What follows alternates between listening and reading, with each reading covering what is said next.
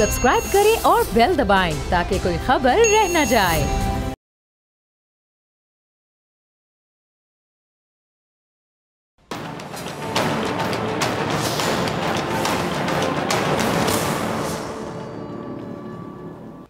अस्सलाम वालेकुम नाज़रीन, मैं हूं डॉक्टर फ़िज़ा अकबर ख़ान और मैं हूं पाकिस्तान और आप देख रहे हैं पाकिस्तान के सबसे बड़े न्यूज़ चैनल का नंबर 1 प्रोग्राम ऐसे नहीं चलेगा।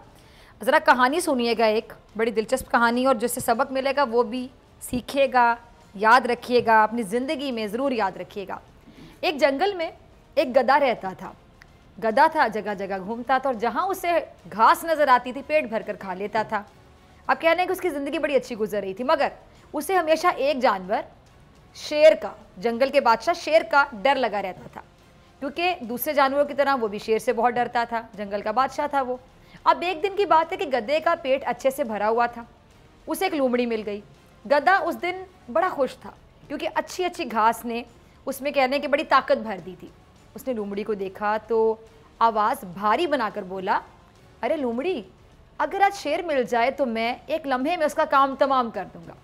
लोमड़ी उस दिन खिलाफ तवक्को नेकी करने के मूड में थी। उसने गधे को समझाया कि वो ऐसी गलती ना करे वरना मारा जाएगा। और लोमड़ी ने गधे को समझाते हुए कहा कि तुम हो तो गधे, मगर गधे वाली कोई हरकत ना करना। तुम देखते हो ना कि बड़े बड़े जानवर भी शेर से डरते हैं। अच्छा, लोमड़ी की नसीहत जो है ना वो गधे को समझ में आ गई। उसने सोचा कि लोमड़ी जैसी कि मतलब चालाक जानवर के नाम से जानी जाती है, अगर लोमड़ी भी शेर से डरे तो इसलिए उसे भी अपने दिल की तमन्ना दिल में रखनी चाहिए और शेर से डरना चाहिए। इसलिए वो चुप हो गया, मगर उसका दिल चाहा कि कभी वो भी शेर बन जाए ताकि सब जानवर उससे भी डरें। अच्छा, गधा अक्सर देखता था कि जब शेर तालाब पर पानी पीने आता तो सब जानवर वहाँ से भाग जाते डर के मारे और शेर अकेला मज़े लेकर पानी पीता। और जब गधा तालाब पर पानी पीने जाता तो उसे बड़ी मुश्किल से पानी पीने को मिलता, जिससे उसकी प्यास भी पता नहीं बुझती या ना बुझती। अच्छा, एक बार गधे को भालू ने इतने ज़ोर से धक्का दिया कि वह तालाब में गिर गया और फिर बड़ी मुश्किल से बाहर निकला। ये सब गधा सोच रहा था। एक रोज़ गधा जंगल से गुजर रहा था। उसने देखा कि शेर की खाल ज़मीन पर पड़ी है। पहले तो उसको लगा कि शायद शेर है, वो खौफज़दा हो गया, मगर जब उसने गौर किया तो उसे पता चला कि वो असली शेर नहीं है बल्कि सिर्फ शेर की खाल है। अब गधे के दिल में एक उसने सोचा कुछ। उसने क्या सोचा कि मेरे दिल में जो मुराद है ना, क्यों ना उसको पूरी किया जाए। तो एक तरकीब सोची। क्या आया उसके जहन में कि आसपास कोई नहीं है तो क्या किया जाए, क्यों ना खाल पहनकर शेर बन जाया जाए। तो उसने क्या किया कि खाल पहनी और खाल पहनकर उसने तालाब का रुख किया। अब उसका मकसद पानी में अपना अक्स देखना था। अभी गधा तालाब से थोड़े ही फासले पर था कि जानवर भागने लगे। गधा खुद भी चौकन्ना हो गया और एक तरफ को दौड़ा। गधा ये समझ बैठा कि शायद सच में शेर आ गया। अब गधे को हैरत हुई कि वो जिस तरफ भी जाता था जानवर वहाँ से भागने लगते। अब गधे को समझ आई ये बात कि सब जानवर उसे शेर समझ रहे हैं। अब इस बात से गधे की हिम्मत बढ़ गई। अब तो गधे के मज़े हो गए भाई। वो जहाँ जाता अकेला होता, तालाब पर पेट भर के पानी पीता। जब सोता तो उससे कोई तंग भी ना करता, बल्कि सारे जानवर उसके आराम का ख्याल करते। अच्छा, गधे ने शेर की खाल क्या पहनी, कह लें कि उसके उस दिन से दिन ही बदल गए। गधा बहुत खुश था, बड़े मज़े में था और वो हर मुमकिन कोशिश करता कि जंगल के जानवरों को ये पता ना चले कि आखिर वो खाल है जो उसने पहनी हुई है वो असल का शेर है। वो ख़ास तौर पर लोमड़ी से बचता था, क्योंकि उस गधे को खबर थी कि लोमड़ी बड़ी चालाक है, कोई और उसको पकड़े ना पकड़े लोमड़ी पकड़ लेगी। और लोमड़ी तो फिर लोमड़ी थी जो बहुत चालाक थी। अच्छा, वो भी स्टोव में लगी रहती थी कि नया शेर जंगल में कहाँ से आ गया, मगर गधा इस बात से लाइल्म था कि लोमड़ी को उस पर शक हो गया। अब एक दिन क्या होता है, एक दिन गधे ने खूब खाना खाया और खूब पानी पिया और गहरी नींद सो गया। जब गधा नींद से जागा तो ये भूल गया कि उसने शेर की खाल पहन रखी है, लिहाजा उसने गधों की आवाज़ निकालना शुरू कर दी। अब लोमड़ी कहीं करीब ही थी, वो भागी भागी आई। उसने देखा कि शेर कैसी आवाज़ें निकाल रहा है और लोमड़ी ये देखकर हैरान रह गई कि भला शेर गधे की आवाज़ कैसे निकाल सकता है। अब यानी पकड़ा गया। लोमड़ी को पता चल गया, चालाक लोमड़ी को, कि शेर की खाल में ये दरअसल गधा छुपा हुआ है। वो कहने लगी कि अरे गधे, जब शेर ही बनना था तो गधे आवाज़ भी शेर वाली लेकर आता ना, तो बोलने से पहले पकड़ा गया। ये कहानी, हर कहानी सबक के लिए होती है। ये कहानी क्या सबक देती है कि झूठ कभी ना कभी खुल ही जाता है। कहते हैं ना, झूठ के पैर नहीं होते, झूठ कभी ना कभी खुल जाता है। ऐसा ही झूठ भारत के सबसे बड़े गधे नरेंद्र मोदी का भी पकड़ा गया। जो एक तरफ अमन की बात करता है तो दूसरी जानिब बिच्छू की तरह पाकिस्तान को डंग मारता है। अब इसका सबूत का लाइन ऑफ कंट्रोल पर एक बार फिर से भारतीय जारियत है। ये बात दुरुस्त है कि मोदी जब जब मुश्किल में आता है तो पाकिस्तान के खिलाफ कोई ना कोई मुहिम जोई का ड्रामा कर देता है। अब कल भारत की जानिब से लाइन ऑफ कंट्रोल की खिलाफ वर्जी क्यों की गई, जरा सोचिए क्यों? इसलिए कि मोदी को पता है कि कोरोना ने ना सिर्फ उसकी नाअहली की वजह से पूरे भारत को अपनी लपेट में लिया, बल्कि कोरोना कहने के दीमक की तरह हिंदुस्तान को चाट रहा है। और मोदी ने अपने हाथों से अपनी मईशत की क्या कहते हैं कि चिता जला दी। और हाल ही में वेस्ट बंगाल में होने वाले जो इंतखाबात हैं उसमें मोदी और उसकी जमात का भी मुंह काला हो गया और उसको इबरतनाक शिकस्त का सामना करना पड़ा।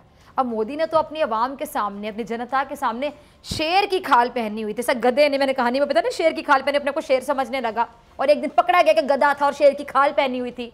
अब समझ लें कि इस मोदी ने भी शेर की खाल पहनी हुई और अपने अंदर के गधे को छुपाने की आखिरी वक्त तक पूरी कोशिश की और अभी भी कर रहा है। लेकिन इसकी नाअहलियों ने इसके अंदर छुपा जो गधा है उसको एक्सपोज करके रख दिया, आया करके रख दिया। और इसकी असलियत ना सिर्फ इसकी अपनी जनता में बल्कि दुनिया के सामने आ गई। और अपनी असलियत को छुपाने के लिए अब अपनी जनता की तवज्जो ये हटाना चाहता है। किस तरह? पाकिस्तान मुखालिफ मंजन बेचकर। लेकिन पुलवामा वाला ड्रामा जो है वो बार बार थोड़ी चलता है। को तुम एक बार बता सकते हो कि तुम शेर हो, लेकिन अब हिंदुस्तान की आवाम भी जानती है कि कोई शेर की खाल अगर पहन लेना तो शेर नहीं बनता। जैसा कि मैंने कहानी सुनी, गधा गधा ही रहता है। और मोदी ने कह लें कि अपनी असलियत को छुपाने के लिए लाइन ऑफ कंट्रोल की खिलाफ वर्जी करके पाकिस्तान के साथ एहसान फरामोशी की। शर्म नहीं आती इस बंदे को। डूब मरने का मुकाम है इसके लिए कि जो इसे बचाने की कोशिश कर रहा है ये उसी के खिलाफ साजिशें किए चला जा रहा है। अब भी इसको साजिशों से फुर्सत नहीं मिल रही। एक क्लिप होगा फैसल ईदी साहब का, जरा चलाइएगा जी। तो देखा आपने, सुना आपने कि फैसल ईदी साहब ने क्या कहा कि उनकी भारतीय हुकाम से बात हुई है और वो अब उनके जवाब का इंतज़ार कर रहे हैं कि उनको कब भारत आने की इजाज़त मिलती है, ताकि वो इंसानी हमदर्दी के तहत वहाँ भारत की जो अवाम है, उनकी जनता है, उनको कोरोना की जहन्नुम से निकालने में अपना किरदार अगर अदा कर सकते हैं तो करें। इसे क्या कहते हैं नाज़रीन आम अल्फाज में? इंसानियत की खिदमत का जज्बा कह लें, इंसानियत कह लें, एहसास हमदर्दी कह लें। लेकिन जहाँ दिमाग में सिर्फ नफ़रत भरी हो, तासुब भरा हो, गलाजत भरी हो, वो गधा क्या जाने कि इंसानियत किसे कहते हैं, एहसास रवादारी किसे कहते हैं। आपको तो पता है ना, उस गधे को क्या मालूम हो कि इंसानियत किसे कहते हैं? क्योंकि गधों को प्यार की ज़बान कब समझ आती है। पाकिस्तान भारत से दुश्मनी को एक तरफ रख के इंसानियत का सोच रहा है, इंसानियत की तरफ कदम बढ़ाना चाहता है, अमन की शम्मा जलाना चाहता है। पाकिस्तान भारत में मौजूद इंसानों को कोरोना के जहन्नुम से निकालना चाहता है। ये जिन्हें मोदी की नाअहली ने कह लें कि इस जहन्नुम में धकेला, लेकिन ये गधा अपनी नाकामियों को छुपाने के लिए पाकिस्तान का कंधा इस्तेमाल करना चाहता है। अब आप देखें मोदी, जिसके हाथों पर भारतीय गुजरात के मुसलमानों का बाकायदा खून लगा हुआ है, उसने रॉ और एनडीएस की मिली भगत से पाकिस्तान की ज़मीन पर तकरीबकारियां कराई। तकरीबकारी नहीं, तकरीबकारियां, साजिशें, साजिशों पे साजिशें। और अब भी बाज नहीं आ रहा। कुलभूषण जैसे जो दहशत गर्द हैं वो भेजे पाकिस्तान में, क्या, क्यों? ताकि पाकिस्तानियों का खून बहा सके, पाकिस्तान के खिलाफ साजिशें कर सके। दूर क्यों जाएं? हाल ही में जो कोयटा सरीना हमला, उसे देख लें आप, उसके पीछे कौन था? ये भारत, ये भारतीय हाथ, ये नरेंद्र मोदी की शैतानी सोच। अब शर्म तो आएगी कि जिनके कत्ल के मंसूबे बनाता रहा वही मुश्किल की इस घड़ी में मदद करने को तैयार है। तो ये मोदी को मोदी ज़रा सुन लो, हम पाकिस्तानी तासुब से पाक हैं। हम तुम्हारी तरह इंतहा पसंद नहीं हैं, तुम्हारी तरह छोटी सोच नहीं रखते, तुम्हारी तरह कम ज़र्फ नहीं, तुम्हारी तरह घटिया नहीं, तुम्हारी तरह गिरे हुए नहीं है। हर चीज़ को तासुब की नज़र से नहीं देखते। इसीलिए पाकिस्तानी फैसल ईदी, उन्होंने तुम्हारी मदद करना चाहिए इंसानियत के नाते, क्योंकि वहाँ पे भी जो मर रहे हैं वो इंसान है, सबसे पहले इंसान है। और हुकूमत पाकिस्तान ने भी मदद की पेशकश की। बड़ा ही कहते हैं ना कि बड़ा देश है हमारा। वो मेरे प्रोग्राम में पाक भारत टाकरा में भी अक्सर कहते हैं बड़े देश में सब कुछ होता है। बड़े देश की, बड़े देश में रहने वाले प्रधानमंत्री की, बड़े देश की जो गवर्नमेंट है, ये बड़े देश वालों की इतनी छोटी सोच। बड़ा देश पाकिस्तान है, बड़ा मुल्क पाकिस्तान है, क्योंकि आला ज़र्फ़ पाकिस्तान है। हमारी आला ज़र्फ़ी दुनिया ने देखी कि हम सारी रंजिशें भुलाकर, इनकी सारी साजिशें एक साइड पर रख के सिर्फ इंसानियत के बारे में सोच रहे हैं। मदद की पेशकश अगर की जा रही है ऐसे हालात में भी, तो इसका क्या मतलब है कि बड़ी सोच से कोई बड़ा मुल्क बनता है? आबादी से नहीं बनता बड़ा मुल्क। अच्छा, एक अगला क्लिप होगा, ज़रा चलाइएगा। जी सुना आपने, मोदी ने दोहरी शहरियत का बिल निकाला और भारत के मुसलमानों पर ज़मीन तंग कर दी। इसी तरह उसने मेहनतकश पंजाब के सिख किसानों के साथ क्या किया, उनका मुआशी कत्ल शुरू कर दिया। अब खबरें क्या घर में कि एक बार फिर से पंजाब के सिख किसानों ने पंजाब से दिल्ली तक मार्च का फैसला कर लिया। मोदी कहने कि वो असदा है जिसने अपनी ही जनता को, अपनी आवाम को निगलना शुरू कर दिया, ना अहली की इंतहा करके। और अब पंजाब के सिख किसान उसको तिगनी का नाच नचाने को तैयार हैं। और मोदी ने कह रहे कि हर तरफ अपने पालतू रखे हुए हैं जिनको वो कागज़ के टुकड़ों के बदले ख़रीदता है, उनके रेट लगाता है, और ये पालतू उसके आगे अपनी दुम हिलाते हुए नज़र आते हैं। अब ये जो पालतू है मोदी के, कभी आपको आरएसएस की शक्ल में मिलेंगे, कभी उसकी अपनी जमात में मिलेंगे, और तो और इसके पालतू जो है वो भारतीय गोदी मीडिया में भी पाए जाते हैं। अर्नब गोस्वामी क्या है, इसका पालतू है ना। और पालतू आगे भी मैं बहुत कुछ बोल सकती हूँ, चले पालतू तक ही रखती हूँ, समझ तो गए होंगे आप। मोदी तो खुद अपनी हुकूमत के लिए सबसे बड़ा खतरा है। ये समझता है कि जो मर्जी कर ले, ये जो मर्जी कर ले, इसका कोई कुछ नहीं बिगाड़ सकता। लेकिन अब पंजाब के जो सिख किसान हैं उनका सब्र कहने के जवाब दे चुके हैं, और अब ये सड़कों पर आकर मोदी से एक बार फिर हिसाब मांगेंगे। और अब की बार पंजाब के किसान मोदी को इसके अंजाम तक पहुंचाए बगैर दम नहीं लेंगे, याद रखिएगा। अब हिंदुस्तान की अवाम मोदी को कह रही है कि झूठ और फरेब से खुद को कब तक छुपाओगे। झूठ का कारोबार नरेंद्र मोदी अब नहीं चलेगा, अब ऐसे नहीं चलेगा। अब हिंदुस्तानी जो है वो मोदी को उसके तख्त से उठाकर नीचे फेंकना चाहते हैं। मोदी का क्या हुआ? जो भारत है, आपके सामने भारत के हालात, मोदी को तो लगता है कि मोदी का कोई कुछ बिगाड़ ही नहीं सकता, मोदी का तो कोई कुछ कर ही नहीं सकता। लेकिन जो मोदी की हरकत हैं उसकी वजह से जो मसाइल हैं उसमें कौन घिरा हुआ है? भारत की जनता, भारत की आवाम। यानी इस बंदे की, इसकी पार्टी की जो गलत पॉलिसीज़ हैं उसको भुगत कौन रहा है? बेचारा एक आम हिंदुस्तानी। एक और क्लिप होगा, आइएगा। सुना आपने इस शख्स को। और अब ये जो भारतीय अवाम है उसके हालात आपको पता है इस टाइम पे कोरोना भारत में कितना फैला हुआ है। जगह जगह पर लाशें गिरी हुई हैं, आप देखें। और जो हॉस्पिटल जाते हैं उनको ऑक्सीजन नहीं मिल रही है। भारतीय अवाम आप देखें कि किस तरह के हालात में, कि वहाँ पे कितने कितने केसेस रिपोर्ट हो रहे हैं। 4-4 लाख, 4.5 लाख रोज की बुनियाद पर केसेस रिपोर्ट हो रहे हैं। ये है भारत के हालात जो है। और अवाम ऑक्सीजन ना मिलने पर मोदी को रोते हुए देख लें, कोस रहे, और क्या करें, बददुआएं देने पर आ गए हैं। जरा चलाइएगा अवाम का क्लिप। जी देखा आपने, सुना आपने, खुद आपने सुना भारतीय अवाम पर क्या क़यामत टूटी। इसे क़यामत ही कहेंगे ना, एक वबा की सूरत और एक मोदी हुकूमत की नाअहली की शक्ल में। मरीज़ों के लिए ऑक्सीजन तक दस्तयाब नहीं है। और क्यों दस्तयाब नहीं है? जबकि भारत मेडिकल इंडस्ट्रीज़ में दूसरों को चीज़ें एक्सपोर्ट करता है और इनके अपने पास चीज़ें ना हो, ऐसा कैसे हो सकता है? मोदी सरकार ने दरअसल जो सारी ऑक्सीजन है ना और सारी वैक्सीन है वो बाहर बेच दी है, यानी अपनी जेब गर्म कर ली है। और इसका नतीजा आपके सामने, जो आपने अभी क्लिप देखा, सुना, कि भारत की सड़कों पर आपने देखा कि लाशें ही लाशें हैं। और जो लोग हैं वो किस तरह तकलीफ में। अब आप देख लें कि क्या करें वो लोग बेचारे, जो अभी हॉस्पिटल में खवातीन थी, तो ये क्या करें? ये इनके दिल की आवाज़ थी, ये पूरी भारतीय अवाम की, जनता की आवाज़ थी। हर जगह लोग इसी तरह बेबसी की तस्वीर बने हुए हैं, मर रहे हैं। लेकिन एक मोदी है जिसको मौत नहीं आती, जिसकी नाअहली ने भारत को ये दिन दिखाया। मुझे दुख होता है, मुझे अफसोस होता है ये भारतीय अवाम के लिए। यकीन जानिए, इंसान है वो, जो वहां मर रहे हैं बेचारे, इस हाल में है, वो इंसान है ना। वो भारत में सांस लेने के लिए जुस्तजू की जा रही है और दूसरी तरफ ये बुलंदो बांग दावे कर रहा है। लेकिन अब तक कोरोना को कंट्रोल करने के लिए ये जो भारतीय हुकूमत कोई ठोस कदम नहीं उठा सकी। जिसको ऑक्सीजन मिल गई, वरना जो रह गया तो फिर वो अपनी जान से गया। मोदी को क्या फर्क पड़ता है? और ये जो मोदी बड़ा शेर बना फिरता है, दरअसल गधा है, शेर की खाल पहनी हुई है, अंदर से गधा है। और गधा तो डरा भी हुआ है अंदर से, क्योंकि उसके सीने में दिल शेर का तो है नहीं, बल्कि गधे का दिल है, गधे वाला दिमाग है, तभी तो गधा है। अपनी पॉलिसीज गधे वाली लेकर आ रहा है और इंडिया के ये हालात हो गए। अंदर ही अंदर से इस बीमारी से खौफजदा है नरेंद्र मोदी। इसीलिए अब वो उन्हीं मुसलमानों से दुआ की अपील कर रहे, जिस पर इसने जुल्म और सितम के पहाड़ तोड़ दिए, जिन पर भारतीय ज़मीन तंग कर दी, क्योंकि अंदर ही अंदर इसको भी पता है ना किसने कितना जुल्म किया।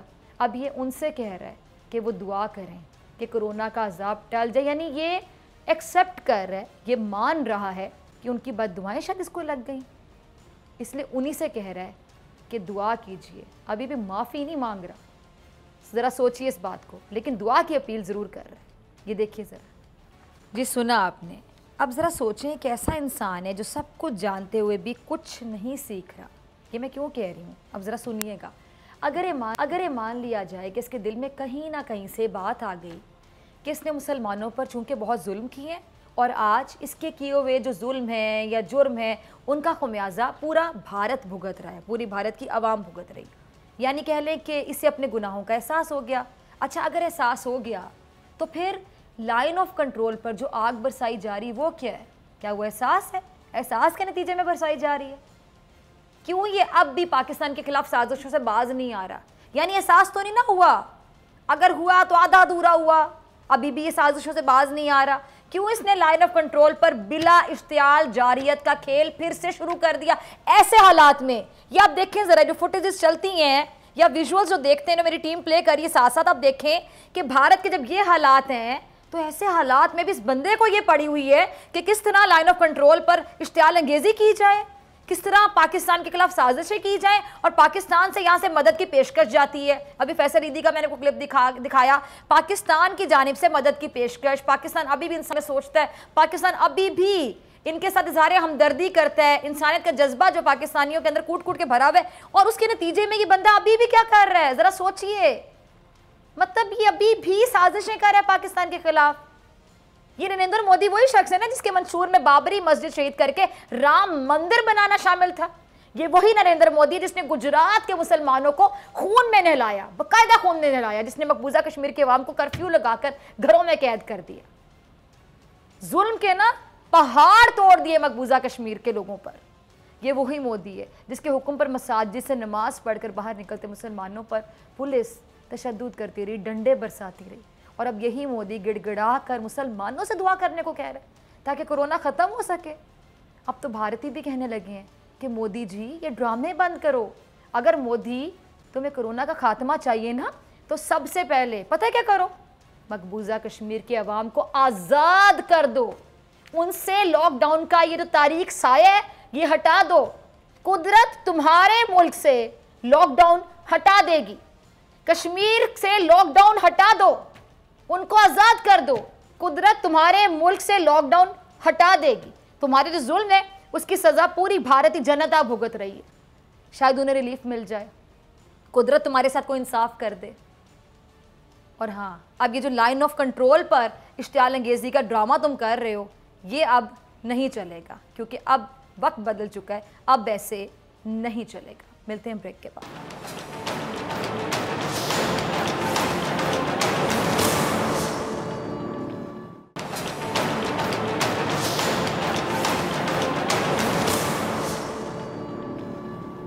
वेलकम बैक नाज़रीन। मुल्क में गुज़िश्ता रोज़ कोरोना से मज़ीद 161 अफराद जान बहक हो गए, जिसके बाद पाकिस्तान में जो कोरोना से अमवात की मजमूई तादाद है वो जी 18,310 तक पहुँच गई है, और जो मुस्बत केसेस उनकी शरह 8.9% रही है। अब इस वक्त मुल्क में जो कोरोना के फ़ाल मरीज़ों की तादाद है वो 86,151, जिनमें से 5,326 की हालत तशवीशनाक बताई जाती है। इसी हवाले से वज़ीर आला सिंध सैयद मुराद अली शाह साहब ने सूबे के जो अहम डॉक्टर्स हैं उनसे मुलाकात की है, और उनका क्या कहना था कि कोरोना वायरस की सूरत हाल में ऑक्सीजन की ज़रूरत हो सकती है और हमें भरपूर तैयारी करनी होगी। अच्छा, स्टील मिल का ऑक्सीजन प्लांट 3 माह में तैयार हो सकता है और प्लांट को कारामद बनाने के लिए 1 अरब रुपए खर्च करने के लिए तैयार है। करने के मेरे से 2 मुअज़्ज़ज़ मेहमान मौजूद हैं, किसी तारुफ के मोहताज नहीं। अमरेज़ खान साहब Pakistan steel mill stakeholders group से हैं जी, और secretary general PMA doctor Qaiser Sajjad साहब।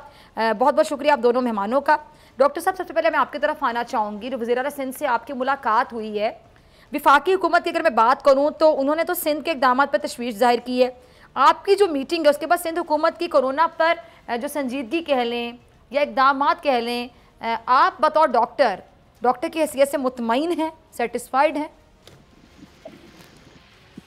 बिस्मिल्लाहिर्रहमानिर्रहीम, बहुत शुक्रिया आपका। और मैं समझता हूँ कि देखें, कोविड को जो अब तक खासकर जो फर्स्ट वेव में और सेकंड वेव में, खासकर फर्स्ट वेव में सिंध हुकूमत ने तो बहुत अच्छी तरीके से डील किया था। और अभी भी मैं समझता हूँ कि वो सिंसियर है और उसकी सिंसियरिटी के हम इस तरह से कह सकते हैं। जी डॉक्टर साहब को शायद मैं नहीं सुन पा रही। ठीक है, डॉक्टर साहब से राब्ता मुनक़ता हो गया। सुन पा रहे हैं डॉक्टर साहब? जी डॉक्टर साहब, आपको मेरी आवाज़ आ रही है? ठीक है, जब तक डॉक्टर साहब नहीं आते, ममरेज़ खान साहब मैं आपकी तरफ आना चाहूँगी। जो हुकूमत सिंध अब स्टील मिल में कायम जो ऑक्सीजन प्लांट है उसको चलाने में काफ़ी ज़्यादा इंटरेस्ट शो करी, दिलचस्पी ले रही है। अब इस प्लांट को चलाने के लिए किन वसाइल की ज़रूरत है? देखिए, पाकिस्तान स्टील मिल के जो साबका इंजीनियर्स हैं, इन्होंने एक हुकूमत को प्रपोज़ल भेजी थी कि इस क्राइसिस में जब कोरोना बढ़ रहा है और ऑक्सीजन की पाकिस्तान में कमी है, तो पाकिस्तान स्टील मिल के अंदर ये जो प्लांट है इसको रिवाइव करके तो ऑक्सीजन की कमी को पूरा किया जा सकता है। पाकिस्तान स्टील मिल के ऑक्सीजन प्लांट की production capacity per day 520 ton है। इसके 2 कोल्ड बॉक्स हैं। एक कोल्ड बॉक्स हम जल्दी जो है इसको रिवाइव कर लेंगे, दूसरे के लिए हमें कुछ 4-6 हफ्ते और ज़्यादा लगेंगे, मगर हम इस कमी को पूरा कर सकते हैं। स्टील मिल अपने वसाइल से कर सकती है, बशर्ते कि हुकूमत फ़ैसला करे कि इस प्लांट को बहाल करना है। और उस सिलसिले में हम Pakistan steel mill stakeholder group और इसके जो रिटायर्ड इंजीनियर्स हैं वो हुकूमत के साथ तावन करने के लिए तैयार हैं। मगर हुकूमत ने आज इतने दिन हुए हैं, सिर्फ हमारे इंजीनियर की विज़िट हुई और उन्होंने जो हमसे प्रपोज़ल मांगी वो प्रपोज़ल दी, उसके बाद उन्होंने हमें कोई रिस्पॉन्ड नहीं किया कि हुकूमत को उन्होंने रिपोर्ट क्या भेजी है। और हमने उनसे मांगा था कि पाकिस्तान स्टील मिल के स्टोरों में कितनी इन्वेंट्री पड़ी है प्लांट को रिपेयर और मेंटेनेंस करने के लिए, उसका उन्होंने हमें जवाब आज तक नहीं दिया। ठीक है, जवाब आज तक नहीं दिया है। डॉक्टर साहब आप क्या कहते हैं इस पर ज़रा कमेंट कर दीजिएगा। आप तो हर टॉपिक पे बात कर लेते हैं खुल के कि जवाब क्यों नहीं दिया जा रहा है। इसका मतलब है कि दिलचस्पी जाहिर नहीं की जा रही है, लैक ऑफ सीरियसनेस कहते हैं इसको। और आप जहाँ से बात कर रहे थे आपका राब्ता मुनक़ता, तो प्लीज़ वहाँ से कंटिन्यू कीजिएगा। देखिए, मैं ये बता रहा था कि बहुत अच्छी बात है कि पाकिस्तान मेडिकल एसोसिएशन को सिंध गवर्नमेंट ने इन्वाइट किया और मशवरा करने के लिए एक मीटिंग बुलवाई, जो कि मैं अप्रिशिएट करता हूं गवर्नमेंट को, चाहे वो फेडरल हो चाहे वो। लेकिन सिंध गवर्नमेंट हमेशा हमें इम्पोर्टेंस देती है पाकिस्तान मेडिकल एसोसिएशन को और मशवरा करती है। आज भी उन्होंने हमें बुलाया और भी 2-4 डॉक्टर्स से, और बहुत अच्छी बात हुई। और सबसे जो अच्छी बात यह है कि मैंने जब उनको पॉइंट आउट किया कि स्टील मिल का जो ऑक्सीजन का प्लांट है, हमारी नॉलेज में ये है कि उसको फंक्शनिंग किया जा सकता है। और चूंकि ये बीमारी कोविड-19 इसका जो लाइफ लाइन है या लाइफ सपोर्ट है वो सिर्फ ऑक्सीजन का है। आपकी जो बीमारी के अंदर ऑक्सीजन कम होती है तो फिर लोगों को अस्पताल भागना पड़ता है और ऑक्सीजन की ज़रूरत पड़ती है। लिहाजा आपके पास ऑक्सीजन की अच्छी मिक़दार होनी चाहिए, जो कि हमने सबक सीखना है अपने पड़ोसी मुल्क इंडिया से, क्योंकि वहाँ पर जब नंबर ऑफ केसेस बढ़े हैं तो वहाँ वो कोलैप्स कर गए हैं। वहाँ का उनका जो हेल्थ का निज़ाम है कोलैप्स कर गया। उसकी वजह यही है कि वहाँ ऑक्सीजन की कमी हो गई है और मरीज़ ज़्यादा हो गया। तो हमने मुराद अली शाह साहब को जब ये बात बताई है तो उन्होंने हमें ये बताया है कि मैं बिल्कुल इसको काम कर रहा हूँ इसके ऊपर, और मैं चाहूँगा कि इसको हम खुद टेक ओवर करें, सिंध गवर्नमेंट टेक ओवर करे, और हम इसमें इसको 3 महीने लगेंगे। हमें बताया गया है बकौल मुराद अली शाह साहब के 3 महीने लगेंगे और हम इसकी प्लांट को इसको स्टार्ट कर लेंगे और यहाँ से प्रोडक्शन ऑक्सीजन की शुरू हो जाएगी। लेकिन अगर जैसे कि ये अभी कन्वीनियर साहब उमैर अजीज साहब जो है, मैंने नाम नहीं सुना इनका, ममरेज़ खान साहब, अगर ये ममरेज़ खान साहब, उमरेज़ खान साहब, जी जी, okay, I am sorry, Umrez Khan साहब जैसे बता रहे हैं, और मुझे भी जो इल्म है कि शायद ये और भी जल्दी अगर हो सकता है तो सिंध गवर्नमेंट की मदद की जाए, और सिंध गवर्नमेंट को चाहिए कि आपसे मदद लेकर और फौरी तौर पे इसको किया जाए, इससे पहले कि मामलात ज़्यादा गंभीर हो जाएं।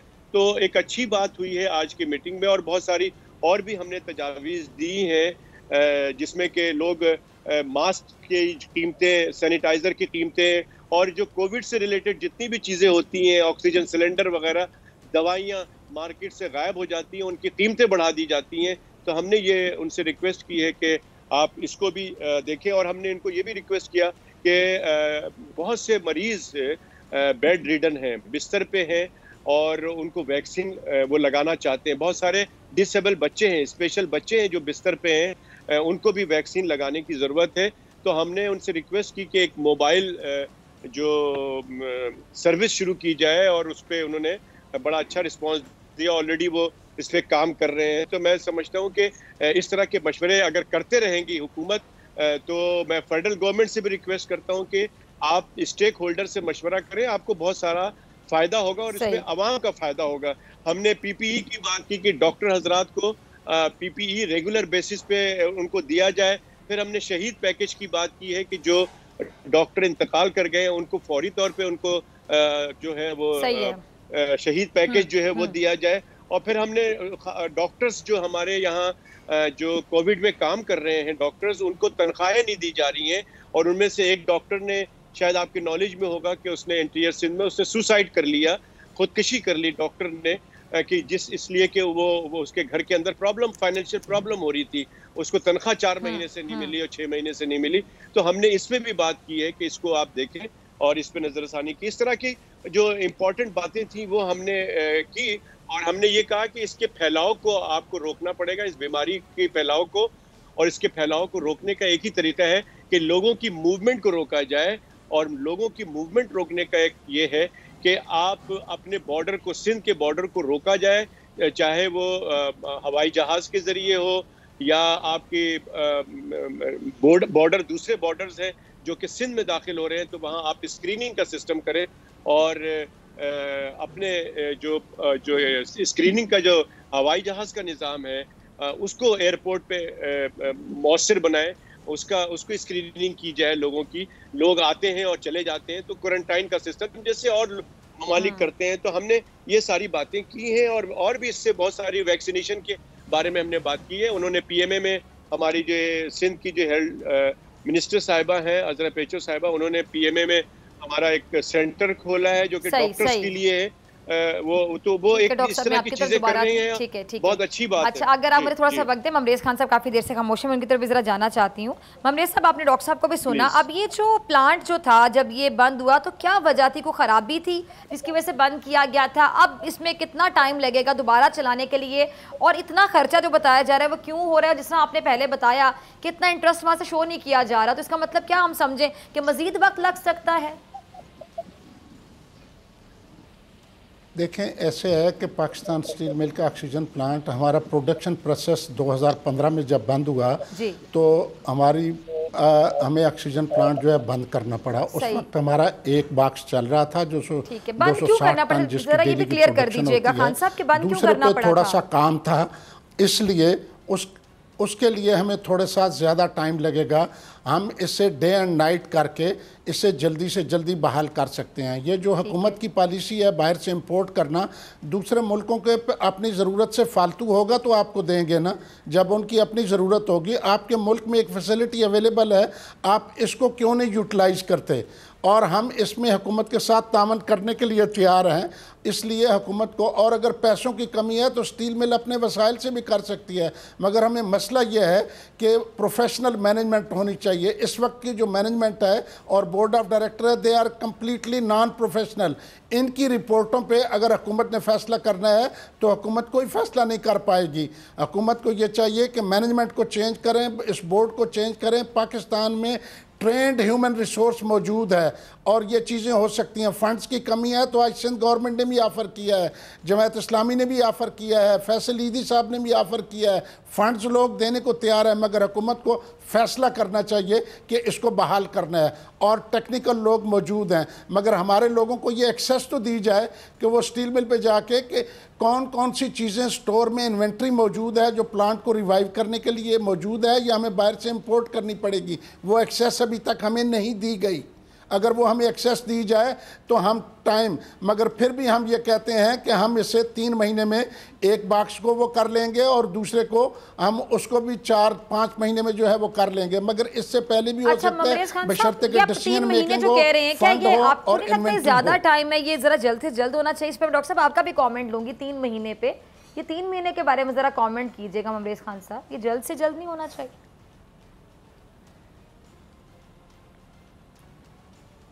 जी, आप मेरे सुन पा रहे हैं ममरेज़ खान साहब? मैं आपसे पूछ रही हूँ 3 महीने, शायद उनको आवाज़ नहीं आ रही मुझे, शायद उनको आवाज़ नहीं। डॉक्टर साहब मैं आपकी तरफ आना चाहूँगी, 3 महीने जो कहा जा रहा है, ये 3, आप सुन पा रहे हैं मुझे ममरेज़ खान साहब? मैं पूछना चाह रही हूँ 3 महीने आप कह रहे हैं, अब हमारे यहाँ अमूमन ये होता है कि 3 महीने कहा जा रहा है तो उसका मतलब है 4 से 5 महीने लगेंगे, अंडरस्टूड सी बात है। तो 3 महीने ये ज़्यादा नहीं कहा जा रहा, ये जल्द से जल्द होना चाहिए? देखें, ये इससे पहले भी हो सकता है क्योंकि एक प्लांट हमने ऑपरेटिव बंद किया था, ठीक है, उस प्लांट को हम जल्दी जो है रिवाइव कर लेंगे। दूसरा जिसमें थोड़ी सी ख़राबी थी उसके चंद दिन ज़्यादा लगेंगे, मगर इसके अंदर डिसीजन मेकिंग होनी चाहिए। इन्वेंट्री हमें चेक कराएं, जो नहीं है बाहर से हम जहाँ से भी अरेंज करनी है उससे अरेंज किया जा सकता है। हमारे ट्रेंड लोग जो साल साल इस प्लांट पे काम करते रहे हैं वो लोग, फिर सिर्फ ऑक्सीजन प्लांट नहीं है, लाइट सर्विसेज भी हैं, जैसे सी वाटर है, इंडस्ट्रियल वाटर है, पावर के, वो इतने बड़े काम नहीं है। मगर डिसीजन मेकिंग अगर होगी तो हम इसे जल्दी, अभी 10 दिन हुकूमत ने ज़ाया कर दिए हैं, इसमें ये अगर हमारे इंजीनियर को एक्सेस देते तो आज हम इससे आगे हो चुके। कमी आ रही है, कहाँ से आपको, कहाँ से शिकायत है, जरा खुल के बात कर दीजिएगा ममरेज़ खान साहब। अरेंज करना है, आप ये कह रहे हैं कि 10 दिन हो गए, ज़ाया कर दिए गए, मतलब आपको क्या शिकायत है, ज़रा खुल के कह दीजिएगा कि मसला कहाँ से आ रहा है, क्योंकि इतना सीरियस सिचुएशन इस टाइम पे मेरा नहीं ख्याल कि कोई भी वक्त ज़ाया कर रहा होगा जानबूझ के। आप क्या कहते हैं? ये वो कर रहे हैं जो स्टील मिल को प्राइवेटाइज कर रहे हैं, और वो ये समझते हैं कि अगर ऑक्सीजन प्लांट बहाल हो सकता है तो बाकी, क्योंकि Pakistan steel mill stakeholder ने इन्हें हुकूमत को लिख के दिया था कि पाकिस्तान स्टील मिल बहाल हो सकती है लोकल ह्यूमन रिसोर्स और फंडिंग से। तो उन्होंने, मैं हुकूमत को ये बताना चाहता हूँ, जो वज़ीर आज़म पाकिस्तान से चीज़ें मेरा ख्याल है उनके नॉलेज में नहीं लाई गई होंगी, इन 32 महीनों में ये जो जुलाई 2018 से लेकर अप्रैल 2021 तक 150 अरब रुपया कर्जे और ख़सारे में इन्होंने इजाफा कर दिया है। ये 1 अरब डॉलर बनता है, जबकि स्टील मिल को, पूरी स्टील मिल को बहाल करने के लिए 300 मिलियन डॉलर चाहिए थे। क्या है, इन्होंने फैसला नहीं किया। अगर ये फैसला करें, प्रोफेशनल मैनेजमेंट लगाएं तो कोई मसला नहीं है, मिल खड़ी हो सकती है। मगर वो माफिया जो 2006 से इस मिल के प्राइवेटाइजेशन के पीछे लगा था, वो रुकावट है। वो आजकल हुकूमत की इकनॉमिक एडवाइजरी काउंसिल में बैठे हैं, वो लोग रुकावट कर रहे हैं। वजारत सनअत तो पैदावार कर रही है, वरना स्टील मिल के लोग हम ऑफर करते हैं, हुकूमत के पास पैसे नहीं है, फाइनेंसिंग मौजूद है, बंदे मौजूद हैं, मगर 2 बातें करनी पड़ेंगी। एक तो हमें इंपोर्ट टैरिफ को रैशनलाइज करना होगा, और दूसरा एहतसाब करना होगा, तीसरा प्रोफेशनल मैनेजमेंट लगानी होगी, चौथा बोर्ड ऑफ डायरेक्टर को रिकॉन्स्टिट्यूट करना होगा। हम खड़ा कर सकते हैं, इससे स्टील मिल का इंपोर्ट बिल कम होगा, स्टील मिल के लोगों को रोज़गार मिलेगा। मैं आज आपके चैनल के थ्रू ऑफ़र करता हूं कि मौजूदा जो लोग इन्होंने इलीगली रिट्रेंच किए हैं without direction from supreme court, वो भी रखेंगे, और 3500 आदमी और ट्रेंड ह्यूमन रिसोर्स जो स्टील मिल का रिटायर हो चुका है, ये रिट्रेंच किए हैं, उनको रखेंगे। स्टील मिल का ऑक्सीजन प्लांट बहाल हो सकता है, उसके लिए मैं अपील करूंगा हुकूमत से और अपोजिशन से, स्टील मिल पे और स्टील मिल के ऑक्सीजन प्लांट पे सियासत न की जाए। हम इंसानी हमदर्दी के तहत जो हमसे कंट्रीब्यूशन मांगते हैं हम उसके लिए तैयार हैं। आप ह्यूमन रिसोर्स मांगते हैं, वो देने को तैयार हैं। आपको फंड चाहिए, सिंध गवर्नमेंट ने ऑफ़र किया है, जमात इस्लामी ने ऑफ़र किया है, फैसल ईदी साहब ने किया, और कई लोगों ने मुझसे रब्ते करके कहा कि खान साहब आप बताएं कितने पैसे चाहिए। सिर्फ हुकूमत ने डिसीजन करना है, मगर हुकूमत उस मामले में डिसीजन नहीं कर रही। क्यों? कि जो रिपोर्ट उन्होंने फॉरवर्ड किया, आज तक मीडिया से या हमसे किसी ने शेयर ही नहीं किया कि इन्होंने रिपोर्ट क्या भेजी है। ठीक है, ठीक है। अच्छा जी, डॉक्टर कैसे सिराज साहब आपकी तरफ आना चाहूँगी। अब इस वक्त जो मुल्क में सूरत हाल है, मजमूई तौर पे जो हमारा सेहत का निज़ाम है, क्या मज़ीद जो केसेस खुदा ना खास्ता अगर आ जाते हैं, क्या हम बर्दाश्त कर सकते हैं? ICUs की सूरत हाल के हवाले से आगाह कर दें, वेंटिलेटर्स क्या हमारे पास इतने हैं? देखिए फ़ायज़ा, हमारा तो हेल्थ का निज़ाम पहले भी बड़ा वीक था, और अगर खुदा न खास्ता अभी तो मैं समझता हूँ कि सिंध की अगर बात की जाए तो यहाँ पे इतने मसले मसाइल नहीं हैं। लेकिन पंजाब का, जैसे सबको पता है, आपको भी पता है कि सिंध के पंजाब की हालत कोई अच्छी नहीं है। KPK में भी जो अमवात है बहुत ज़्यादा हो रही हैं, बहुत ज़्यादा केसेस हैं, और अब बलूचिस्तान की भी हालत कुछ बहुत अच्छी नहीं है।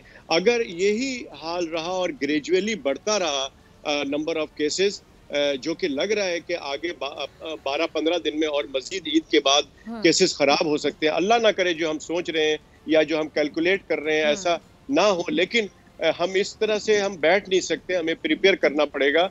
और अगर इस तरह की सूरत हाल होती है तो मैं समझता हूँ कि हमारे लिए बहुत परेशानी का बास बनेगा, क्योंकि हमारे पास वो कैपेसिटी नहीं है, वो इतने वेंटिलेटर अगर मौजूद हैं, जैसे बताया जाता है कि हम वेंटिलेटर बना रहे हैं, हम इतने हजार वेंटिलेटर बना रहे हैं, लेकिन बात सारी है कि उसको चलाने वाला कौन है। हमारे पास ट्रेन स्टाफ नहीं है। वेंटिलेटर एक सोफिस्टिकेटेड एक इंस्ट्रूमेंट है, एक आला है, एक मशीन है जिससे मसनूई सांस दी जाती है लोगों को। तो मसनूई सांस देना कोई आसान काम नहीं है, डॉक्टर्स भी नहीं कर सकते इसको। टेक्निकल लोग स्टाफ होता है जो टेक्निकल डॉक्टर्स होते हैं इसी के, उसको चला सकते हैं। तो बात सारी ये है कि आपको फौरी तौर पे, मैं समझता हूँ कि हम अभी तक तैयार नहीं हो रहे हैं। हम पड़ोसी मुल्क में देख रहे हैं कि क्या सूरत हाल है, और हमारे पास अल्लाह ताला ने अभी चांस दी है कि हम नंबर ऑफ केसेस को कम करें, हम रश वाली जगह पे ना जाएं, और हम अपनी तैयारी भी साथ साथ करें कि नंबर ऑफ बेड्स बढ़ा लें, नंबर ऑफ आईसीयू के बेड्स बढ़ा लें, ऑक्सीजन के बेड बढ़ा लें, ऑक्सीजन की कैपेसिटी बढ़ा लें। जो बात हो रही है 3 महीने की, ये बहुत दूर है। 3 महीने में आपको ऑक्सीजन प्लांट आप स्टील मिल का चलाएंगे, मुझे नहीं समझ में आता। जहां तक मेरी भी नॉलेज है वो ये है कि इसको बहुत जल्दी कराया जा सकता है। जो अमरेज खान साहब बात कर रहे हैं ये बिल्कुल सही है। खुदारा इस प्लांट को, बजाय ये कि आप किसी और से हम उधार मांगे, भीख मांगे, आपके पास प्रोजेक्ट मौजूद है, क्यों नहीं आप उसको चलाते हैं। जैसे मैंने पहले भी कहा है कि ऑक्सीजन इस बीमारी की जो है वो लाइफ लाइन है, तो आप ऑक्सीजन की सहूलत मौजूद है आपके पास। डॉक्टर साहब ये भी जरा बता दीजिएगा, ये जो ऑक्सीजन पैदा की जाएगी इस प्लांट से, तो क्या यही जो ऑक्सीजन है ये हॉस्पिटल में उसमें इस्तेमाल की जाएगी या इसके बाद भी किसी प्रोसेसिंग की जरूरत होती है इसे? ये भी जरा नाज़रीन को आगाह कर दीजिए। मैं समझता हूँ कि इसी के अंदर जो सारी प्रोसेसिंग होने के बाद वो आपको हेल्थ में इस्तेमाल की जा सकती है, और इसीलिए हम कह रहे हैं कि ऑक्सीजन की सप्लाई होनी चाहिए। लेकिन मैं फिर कहता हूं कि खुदा के वास्ते कोविड के ऊपर सियासत नहीं होनी चाहिए। हमारे अपने अवाम को बचाएं इस कोविड के इस डॉक्टर साहब वक्त की कमी में मुझे अमरेज खान साहब का लास्ट कमेंट भी चाहिए। जरा ये जो मीटिंग हुई थी उसमें कोई लॉकडाउन के हवाले से कोई अगर अपडेट है तो वो भी प्लीज नाज़रीन के साथ शेयर कर दीजिएगा, क्योंकि अक्सर आप मेरे प्रोग्राम में आते रहे जब से कोविड-19 आया, तो आप बलमा मेरे प्रोग्राम में आके आगाह करते रहे हैं नाज़रीन को। तो आप अक्सर ये कहते रहे कि हमने लॉकडाउन की बात की लेकिन हुकूमत सीरियस नहीं लेती है, आपको अक्सर गिले शिकवे होते हैं। तो लॉकडाउन के हवाले से अगर आपके पास अपडेट है तो जरा प्लीज आगाह कर दीजिए। जी हाँ, हमने जैसे मैंने कहा कि सिंध गवर्नमेंट ने पहले वेव्स ने बहुत अच्छा काम किया था, हमने इसको अप्रिशिएट भी किया था। लेकिन अभी जो है अब इस वक्त जो है मुझे नहीं मालूम, हमने आज भी शिकायत की थी कि इस दफा पता नहीं क्या बात है कि आप जो है वो इस पे नहीं जा रहे हैं, और हमने उनको यही कहा है कि इससे पहले कि हालात सिंध के भी खराब हों, आपको फौरी तौर पे लॉकडाउन पे जाना चाहिए।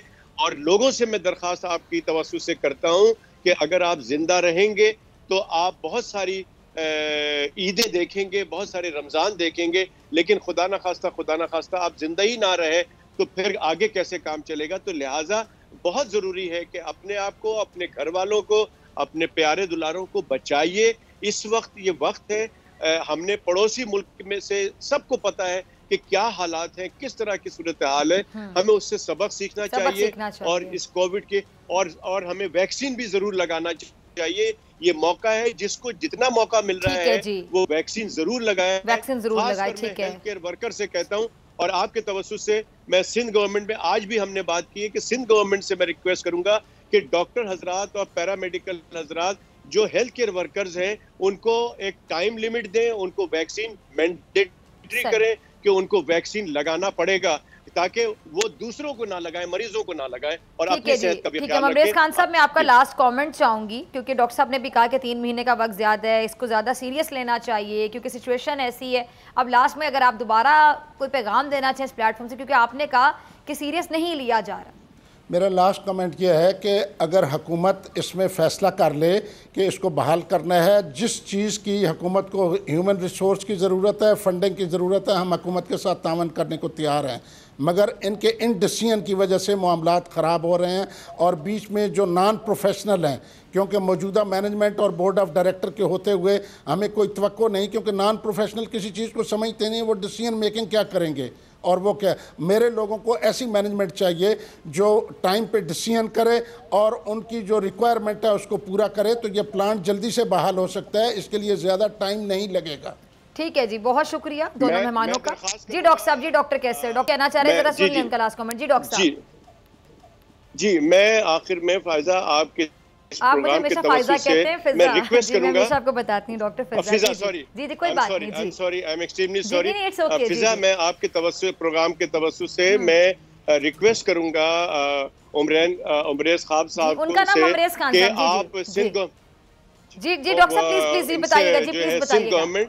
सिंध गवर्नमेंट के मुराद अली शाह साहब आज वो कह रहे थे कि मैं इस पे बात करूंगा और मैं चाहूंगा कि इसको मैं खुद टेक ओवर करूं, तो मैं रिक्वेस्ट करूंगा कि आप सिंध गवर्नमेंट से जरूर चीफ मिनिस्टर साहब से राब्ता करके आप फैसिलिटेट करें। तो उम्मीद है कि ये बहुत जल्दी हो जाएगा, जैसे कि मुराद अली शाह साहब कह रहे थे कि वो इंटरेस्टेड थे इसको चलाने के लिए। ठीक है जी, बहुत शुक्रिया दोनों मेहमानों का। डॉक्टर फिजा अकबर खान, इजाजत, आपसे मुलाकात होगी इंशाल्लाह कल सेम टाइम सेम चैनल के। जिंदगी ने वफा की दुआ में याद रखिएगा, अपने अपने प्यारों का बहुत ख्याल रखिएगा। अल्लाह निगहबान।